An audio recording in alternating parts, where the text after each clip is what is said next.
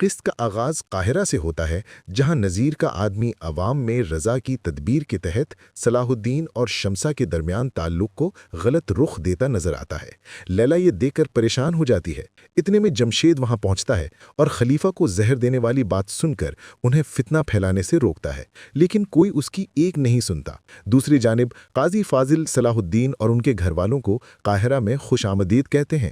صلاح الدین شمسا سے اکیلے میں قدر غصے میں تفتیش کرتے ہیں کہ وہ ایمرلے کی شادی میں کیا کر رہی تھی۔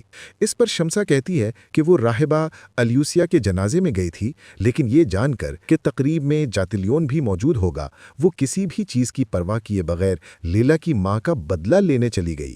صلاح الدین اس پر مزید برہم ہوتے ہیں تو وہ پوچھتی ہے کہ کس حق سے وہ اس سے ایسے بات کر رہے ہیں۔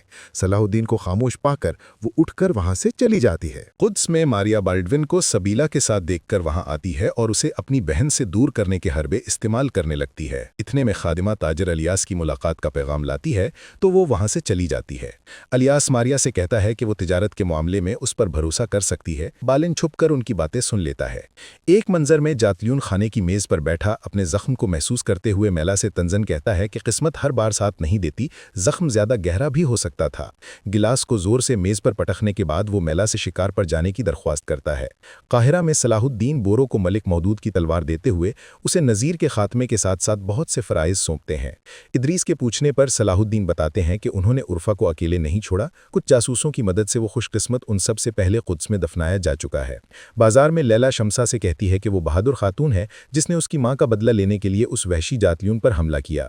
وہ دونوں ایک پھل فروش کے پاس پھل لینے کے لیے رکتے ہیں تو وہ لوگوں کو بلا کر تماشا کھڑا کر دیتا ہے۔ سب لوگ اسے بے شرم اور خلیفہ کی جان کی دشمن کے القاب دیتے ہیں، جس پر وہ روتے ہوئے وہاں سے چلی جاتی ہے۔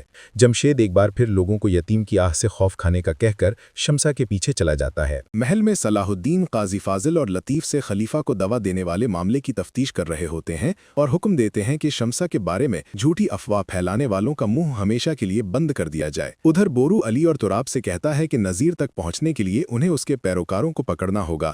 اندر راکیف کے ٹھکانے پر آصف کے علاوہ سب تاجرین راکیف کی کرسی کے لیے لڑ رہے ہوتے ہیں۔ اتنے میں سائرہ وہاں پہنچتی ہے اور اس کرسی پر بیٹھ جاتی ہے۔ وہ اپنے باپ کے کاروبار کو چلانے اور اس کی وراثت پر اپنے حق کا دعویٰ کرتی ہے۔ سب تاجرین اس پر ہنسنے لگتے ہیں اور کہتے ہیں کہ وہ چھوٹا کبوتر اگر ان کا مقابلہ کر سکتا ہے تو کر کے دکھائے۔ سائرہ بھی انہیں للکارتے ہوئے باہر جا رہی ہوتی ہے کہ آصف اس سے کہتا ہے وہ جیسے راکیف کا وفادار تھا اس کا بھی رہے گا۔ بورو ان کی باتیں سن لیتا ہے اور ساتھیوں سے کہتا ہے کہ اب اندر جانے کی ضرورت نہیں رہی۔ قدس میں بالن مارکوس سے کہتا ہے کہ الیاس جو بھی کر رہا ہے واضح ہے کہ وہ صلاح الدین کا جاسوس ہے۔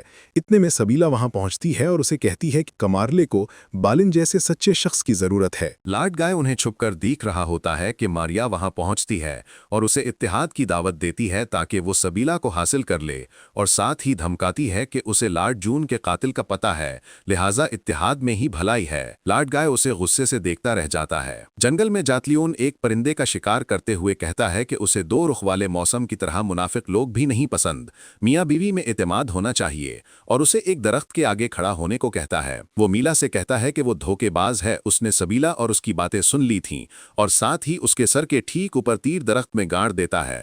میلا بہت خوف زدہ ہو جاتی ہے لیکن اس بات کا اقرار کرتی ہے کہ وہ جاتلیون کو مرا ہوا دیکھنا چاہتی ہے، جس پر جاتلیون اسے کمرے میں نظر بند کرنے کا حکم دیتا ہے۔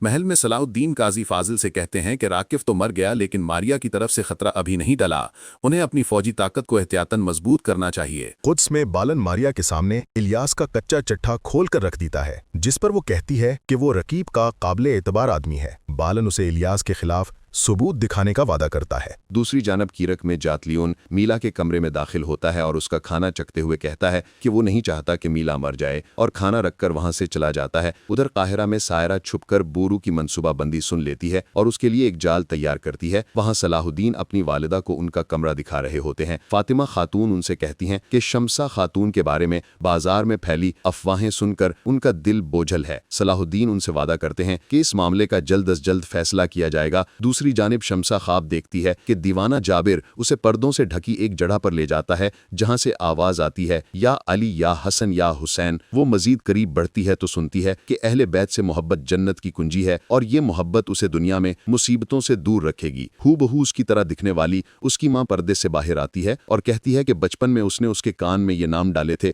ताकि वो खुद को पहचाने और रहमतल लिल आलमीन से मिले। शमसा ख्वाब से जागती है तो उसकी आंखें नम होती हैं। वो खुशी से लायला से कहती है कि उसकी बचपन की लोरी आज मुकम्मल हुई। दूसरी जानिब काजी फाजिल सलाहुद्दीन को देखते हुए कहते हैं कि मुसीबत ज़दा शख्स ऐसे ही आसमान को देखा करता है। वो सलाहुद्दीन को शमसा के लिए दिल में रखने वाले जज्बात का इकरार करने को कहते हैं, जिस पर वो कहते हैं उन्होंने कभी इनकार नहीं किया, बस वो अपने बच्चों की तरबियत एक मुसलमान माँ से करवाना चाहते हैं। काजी फाजिल कहते हैं कि वो मोहब्बत के असीर हो चुके हैं, इसके इजहार के अलावा उनके पास कोई और रास्ता नहीं है और वहां से चले जाते हैं। सलाहुद्दीन अयूबी की मुकम्मल इक़्साद के लिए कमेंट्स में अपना व्यूअर नंबर लिखें और चैनल को लाइक और सब्सक्राइब करना मत भूलें।